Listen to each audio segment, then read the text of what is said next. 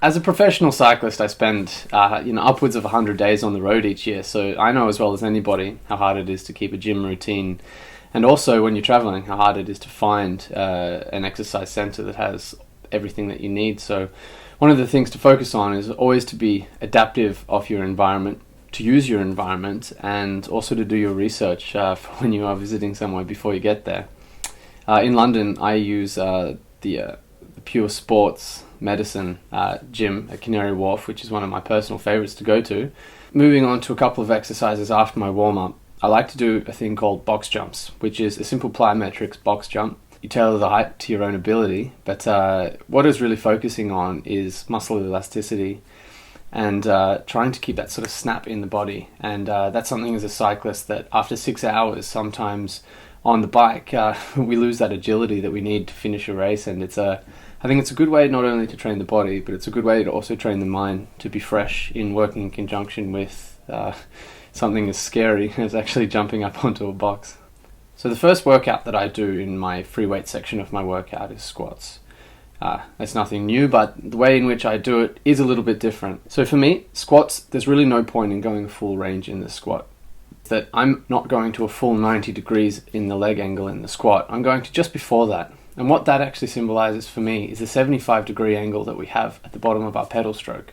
So for me, I'm really focusing on the up push and the downstroke with my pedal stroke.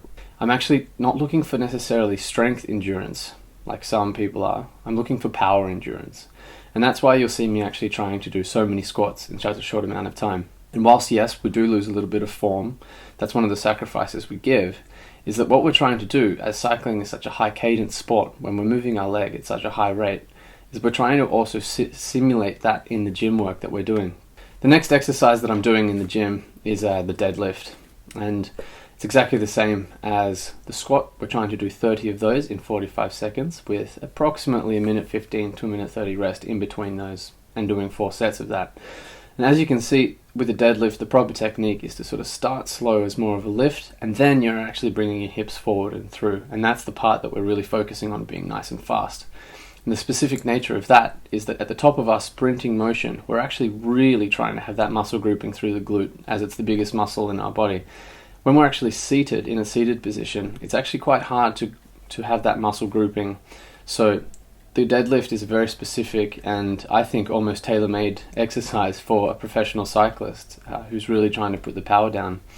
One of the more interesting exercises in my gym routine is what has been aptly named the hamstring pull, and that's where I've attached my foot to a cable holding weight coming from the ground. And one of the things that I personally think that we miss out on a lot in the gym, if we're just focusing on free weights, is actually trying to use the hamstring in the pulling motion like we do in the upstroke of a pedal. So we're never trying to leave any muscle groups behind, and we're also never trying to isolate anything too much. So this is actually something that really tries to keep sort of that pelvic floor engaged at the same time as keeping a flat back and really focusing on posture as we do this. So the last exercise in my routine that I really try to focus on actually building power is the single leg press. And the nice thing about the single leg press is that we can really isolate the different sides of our brain and coordination, and we can also see where we might have a difference between the left and the right leg, and this is where we can work on that discrepancy.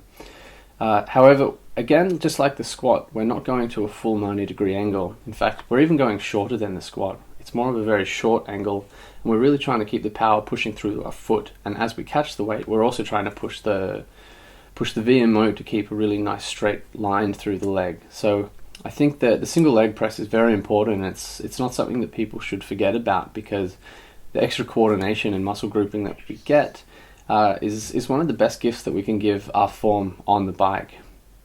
So the last exercise that I tend to do in part of my gym workout is one that's not necessarily there to build power, but it's actually to build strength behind the SI joint, which is a very problematic area for many cyclists. So for this, I use a very simple exercise, which is the hip thrust, and that's just putting a weight on your groin, and you put your back onto a workout bench, and all you're doing is you're trying to build a bridge through the back of your spine by bringing your glutes into the ceiling.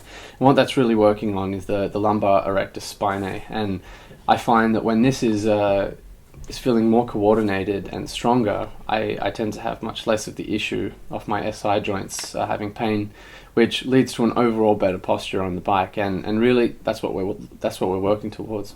One of the main things that people need to remember when they're working in a gym is always to work to your own limit and level, and never be competitive with anybody else. The workout is a very private space, and it's something that you should be thinking of as not only building your strength and physique, but it's really trying to build your attitude towards your sport. And the best way to see sport is to see it as something that takes a long time to build, and the best bridges weren't built in a day. So that's my advice, is to take your time, never try anything that's going to be potentially dangerous, especially when you're alone, and just to enjoy what you're doing.